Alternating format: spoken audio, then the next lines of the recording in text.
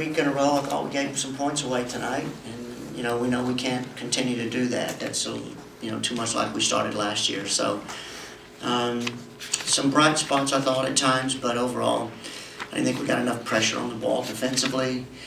Our back line is still kind of a bit of a mess. It's a work in progress. We've got to get that right, or we're going to continue to struggle. But then, I look at the stats statistically. I think it's kind of looked like last week. We created a lot more chances than the opposition, and yet, we come away with a loss. So just disappointed, and probably a little bit disappointed in the effort too. I thought we could have put a lot more pressure on them than we did. Well, it's key because those players are going to be ones that are going to have to carry us through. I think it's all the teams are going to be in that boat. If you saw a little bit with them, they brought Megan Straight in late for Kansas City, Lizenby, I guess now. I'm sorry, and I don't know if they brought another amateur in or not, but I know all the teams are going to have to utilize that, and I think those players are going to be key for us. So you got to get their feet wet. You can't wait till you're up 2 or 3-0 because you might not have many chances to do it if that's the case. So we have to get them on and see what they could do. I would have loved to have gotten Jen LaPonte in tonight at right back, and when Ella went down, we thought we might do that, but I knew at that time if we made that change, then Kalia was struggling and she would have to go 90, and I was just more fearful of losing Kalia for 2 or 3 weeks if she ended up pulling it, severely.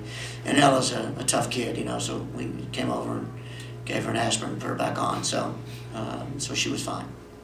So we've got to drill like crazy over the next 10 days since we've got the next weekend off, and try to get something sorted out in the back line and get that shaped up, because right now what we have is not good enough to get us where we need to be. So we've got to find some moves to make, or we've got to really get this back line coordinated, because it's, like I said, if you got 14 shots on frame and you've kept them, to 6 or 8 shots total, we should be winning those games. And if we could even minimize a few more of those shots, and I just think we're a little bit like Swiss cheese in the back right now, so we just got to be better. And I think it was a little deflating when they got the goal off the corner, because we harped on it so much this week since we gave 2 up last week. It was one of the big targets, and it's written on our board, in the locker room. We don't give away goals on set pieces, and then you give one away, and it's kind of like, the air goes out. And then I think probably the killer was Hagen's early goal in the second half. I think it was Hagen that scored it, right? Groom that scored it. Well, you see how old my eyesight is at this point. But no wonder she looked at me funny at the end of the game when I told her she shouldn't have scored on us. She kind of gave me a look. So okay. But that was kind of a killer because it was early, and now you're really fighting back. If we'd have kept it at 1, I think you still have a chance. But 2's really, really difficult, especially when you're creating some chances, but not great enough. When we hit the post once, and I think maybe Rachel had one in the first half I thought was on his way in and got cleared out by a defender, and we had a couple of near misses where we played somebody in that they almost got in, but not enough. We didn't make Barnhart do enough work with actual saves, even though we were around it and had a lot of shots. We didn't really have to make her work enough. Yes, before the season when we were putting the roster together, we were actually putting 2 rosters together, one with the national team and one without the national team. So I'm just glad that the first game without the national team was well for us, especially for the young players that had to step in and make an impact in the game. Someone like Shane Groom coming in, winning and scoring the goal, and also being active and busy throughout the whole game.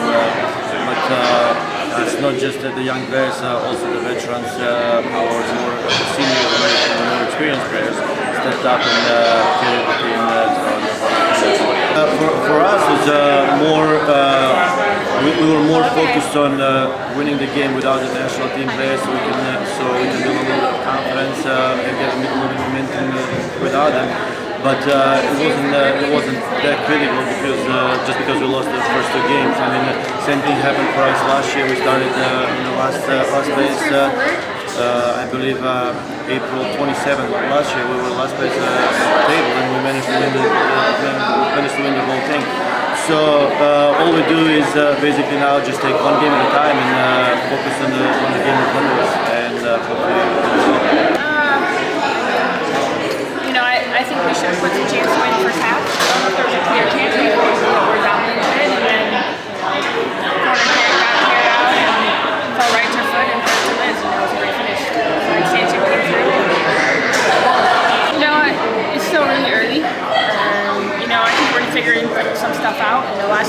set pieces this week, it was just, we lost our 1v1 battles more than anything.